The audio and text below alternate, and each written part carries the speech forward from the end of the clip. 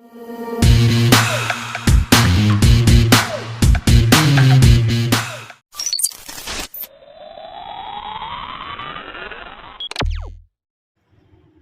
Friends, எல்லோரும் எப்படி இருக்கீங்க? நல்லா இருக்கீங்களா? ஃபஸ்ட் டைம் நம்ம சேனலை பார்க்குறீங்கன்னா சப்ஸ்கிரைப் பண்ணுங்கள் ஃப்ரெண்ட்ஸ். அப்படியே பக்கத்தில் இருக்க பெல் ஐக்கானை கிளிக் பண்ணுங்கள். இன்றைக்கி நம்ம பார்க்க போகிறது இடியாப்ப பிரியாணிங்க எப்படி செய்யலாம்னு பார்க்கலாங்க. ஒரு கடாய் எடுத்து நல்லா ஹீட் பண்ணிட்டு அதில் ஒரு 2 ஸ்பூன் ஆயில் சேர்த்துக்கலாங்க. இப்போ ஆயில் நல்லா ஹீட் ஆனதுக்கப்புறம் ஸ்பைசஸ் எல்லாம் சேர்த்து நம்ம தாளிச்சிக்கலாங்க.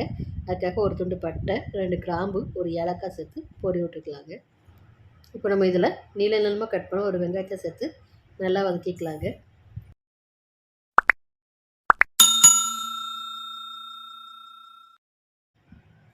இப்போ நம்ம சேர்த்துருந்த வெங்காயம் நல்லா கலர் சேஞ்சாக வந்துருச்சுக்கு.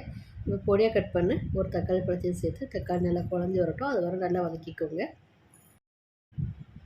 வதக்கிட்டு இருக்க வெங்காயம் தக்காளி கூட 1/2 ஸ்பூன் இஞ்சி பூண்டு பேஸ்ட் சேர்த்துக்கலாங்க. இஞ்சி பூண்டு பேஸ்ட்டை கூட நம்ம நறுக்கி எடுத்த மல்லியிலையும் ஒரு 10 போல் புதினாலையும் சேர்த்துக்கலாங்க.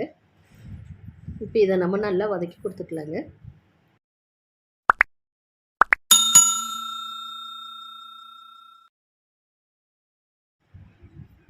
அடுத்ததாக நம்ம இது கூட மசாலா பொடியெலாம் சேர்த்துக்கலாங்க. 1/2 ஸ்பூன் கறி மசாலா தூள், 1/4 ஸ்பூன் பிரியாணி மசாலா, இடியாப்ப பிரியாணிக்கு தேவையான அளவு கொஞ்சமாக உப்பு, காரத்துக்காக ஒரு 1/2 ஸ்பூன் மிளகாத்தூள், ரொம்ப கெட்டியான தயிராக ஒரு 4 ஸ்பூன் சேர்த்துக்கலாங்க.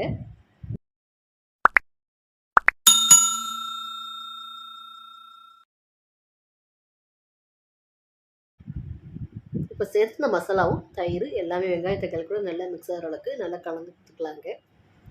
ஒரு 5 நிமிஷம் போல் மசாலாலாம் நல்லா வதங்கி அதோட பச்சை வாசனை போனதுக்கப்புறம் சுடுதண்ணில் சேர்த்து புளிஞ்செடுத்த மீல் மேக்கரை சேர்த்துக்கலாங்க. இந்த மீல் மேக்கர் மசாலாவோட நல்லா மிக்ஸ் ஆகிற அளவுக்கு நல்லா கலந்து கொடுத்துக்கலாங்க. மீல் மேக்கரில் மசாலா எல்லாம் நல்லா பிடிச்சி வர்றதுக்காக கொஞ்சமாக தண்ணி சேர்த்து நல்லா மிக்ஸ் பண்ணி கொடுத்துக்கலாங்க.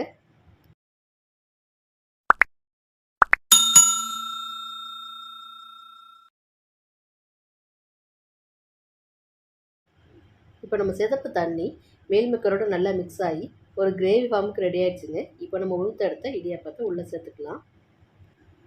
இடியாப்பத்தை இந்த மாதிரி உதிரியாக ஊற்றி சேர்த்துக்கோங்க.